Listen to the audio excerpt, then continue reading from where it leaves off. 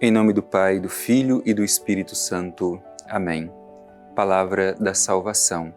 Meu irmão, minha irmã, a palavra de Deus traz paz ao coração da humanidade. Mesmo às vezes diante de situações difíceis, é no encontro com o Senhor através da sua palavra que encontramos a serenidade.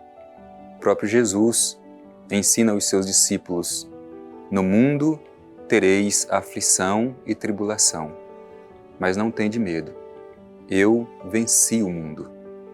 Meu irmão e minha irmã, temos a oportunidade de todos os dias nos encontrar com o Senhor através da sua palavra, que nos traz paz.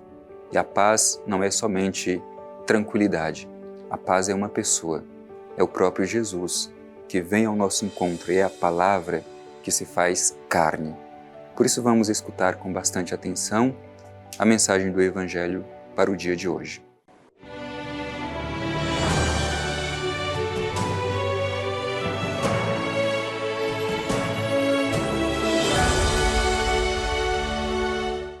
Proclamação do Evangelho de Jesus Cristo segundo Lucas. Glória a vós, Senhor. Tomando consigo a Pedro, João e Tiago, ele subiu à montanha para orar. Enquanto orava, o aspecto de seu rosto se alterou. Suas vestes tornaram-se de fulgurante brancura. E eis que 2 homens conversavam com ele. Eram Moisés e Elias, que, aparecendo envoltos em glória, falavam de seu êxodo, que se consumaria em Jerusalém. Pedro e os companheiros estavam pesados de sono. Ao despertarem, viram sua glória e os 2 homens que estavam com ele. E quando estes iam se afastando, Pedro disse a Jesus: Mestre, é bom estarmos aqui. Façamos, pois, 3 tendas, uma para ti, outra para Moisés e outra para Elias. Mas sem saber o que dizia. Ainda falava, quando uma nuvem desceu e os cobriu com sua sombra. E ao entrarem eles na nuvem, os discípulos se atemorizaram. Da nuvem, porém, veio uma voz dizendo: Este é o meu filho, o eleito, ouvi-o. Ao ressoar esta voz, Jesus ficou sozinho. Os discípulos mantiveram silêncio, e naqueles dias a ninguém contaram coisa alguma do que tinham visto. Palavra da salvação. Glória a vós, Senhor. Querido irmão, querida irmã, hoje nós ouvimos o famoso texto da transfiguração de Jesus sobre o monte diante dos seus discípulos. E este texto traz grandes e importantes ensinamentos para a nossa vida. Para contextualizar, Jesus, um pouco antes, já havia escolhido o grupo dos 12, seus companheiros de missão. Jesus já havia feito o anúncio da sua paixão, o primeiro anúncio da sua paixão, que ele deveria ir para Jerusalém, ser entregue nas mãos dos homens, sofrer, ser condenado e morrer numa cruz e ressuscitar ao 3º dia. Jesus também já havia indicado aos seus discípulos o caminho do seu seguimento, que era o caminho da cruz. Se alguém quer me seguir, renuncie a si mesmo, tome a sua cruz e me siga. E agora no trecho que nós escutamos do Evangelho de hoje, da transfiguração, é como que uma antecipação da glória da ressurreição de Jesus. Isso talvez para ajudar os seus discípulos a enfrentarem o momento da prova, recordando-se desta experiência para que eles sejam perseverantes no momento da prova e permaneçam de pé, sem desanimar e sem desistir da missão. Portanto, acolhamos esta mensagem para que também nós sejamos fortalecidos diante do rosto transfigurante de Jesus diante de nós. O Evangelho começa dizendo assim: tomando consigo a Pedro, João e Tiago, ele subiu a montanha para orar. Aqui já temos elementos importantes para a nossa reflexão. Eram 12 os que Jesus chamou para segui-lo.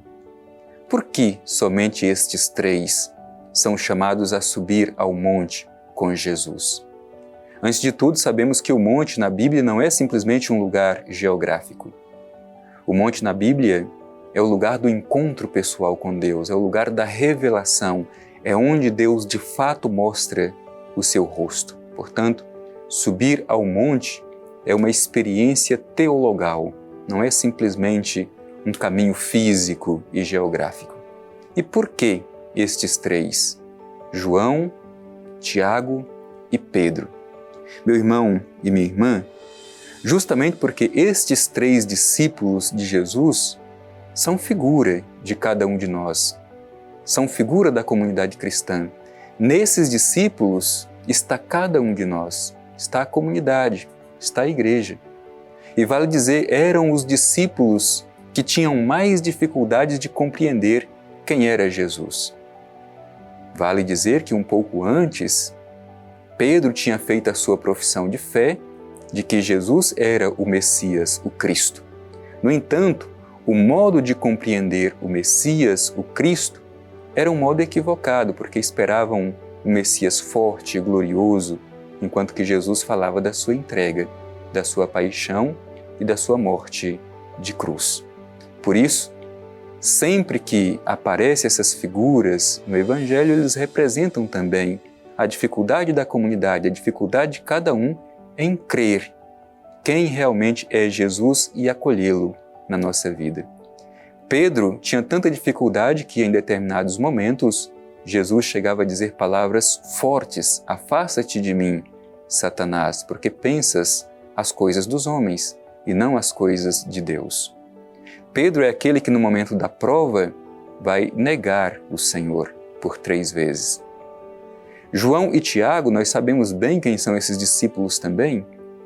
São aqueles que seguiam Jesus, mas nutriam no coração interesses particulares, lugares de honra e distinção.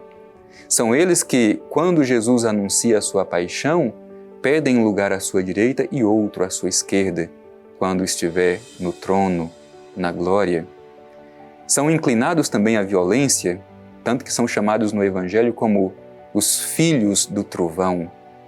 Estes representam cada um de nós, são os que têm maior dificuldades para compreender Jesus.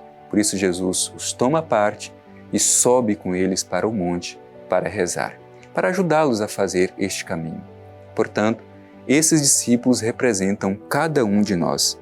Ali, diz o Evangelho, enquanto orava, o aspecto de seu rosto se alterou, suas vestes tornaram-se de fulgurante brancura, isso já como antecipação da sua ressurreição. Cristo revestido da glória da ressurreição.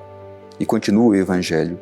Eis que 2 homens conversavam com ele, eram Moisés e Elias, que aparecendo envoltos em glória falavam de seu êxodo que se consumaria em Jerusalém. Por que Moisés e Elias? Moisés era a figura que representava toda a lei antiga e Elias era a figura que representava todos os profetas. Portanto, lei e profetas estão ali diante de Jesus. E Jesus é o cumprimento da lei e dos profetas. Então, esta figura de Moisés e Elias junto com Jesus sobre o monte representa que Jesus é a plenitude da lei e a plenitude de todas as profecias. E aí é interessante porque ali, quando os discípulos acordam e veem aquela visão, o comportamento de Pedro. É bom estarmos aqui. Vamos fazer 3 tendas, uma para ti, outra para Moisés e outra para Elias. Há 2 interpretações para essa expressão de Pedro. Alguns dizem que Pedro estava muito acomodado sobre o monte e não queria descer para a realidade, para a missão. Mas há uma outra interpretação que diz que construir tendas era um modo de esperar a vinda do Messias. Portanto, seria uma forma de reconhecimento por parte de Pedro de que, de fato, Jesus era o Messias que devia vir. Portanto, ele reconhece em Jesus o Messias. E um pouco mais adiante, o Evangelho vai mostrar a identidade de Jesus na transfiguração. a identidade filial. Diz assim o Evangelho, mais para o finalzinho: ainda falava quando uma nuvem desceu e os cobriu com a sua sombra, e ao entrarem eles na nuvem, os discípulos se atemorizaram, e da nuvem, porém, veio uma voz dizendo: este é o meu filho, o eleito, ouvi-o. Esta é a identidade de Jesus. Ele é o Filho amado do Pai Eterno. Portanto, o evento da transfiguração é para revelar a verdadeira identidade de Jesus. Ele é o Filho do Pai Eterno. E o que pede de nós esta voz é de escutá-lo. Que os nossos ouvidos e o nosso coração estejam sempre atentos para escutar o Filho do Pai Eterno.